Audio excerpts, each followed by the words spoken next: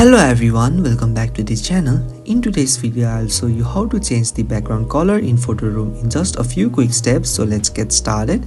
First, open the PhotoRoom app on your phone and make sure that you are logged into your account. Now within the home screen, you can just tap on start from photo, create or the plus icon to begin a new project. Then choose the photo that you want to edit from your gallery.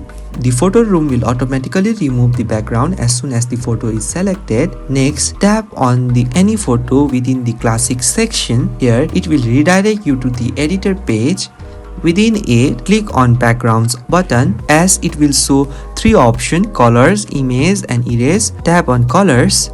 You can pick any color you like from the palette or use the color picker to choose a customized color. After selecting the color, you can just preview how it blends with your subjects, then tap on done. And if you are not satisfied with the result, you can just try different colors until you are satisfied. Once you are happy with the background color, you can just tap on export or save. Then if required, you can choose your preferred format and quality, then save the image to your phone. And that's how you can change the background color in PhotoRoom quickly and easily. So if you find this video helpful, please do not forget to like and subscribe to the channel. Thank you for watching and I will see you in the next video with more PhotoRoom tips.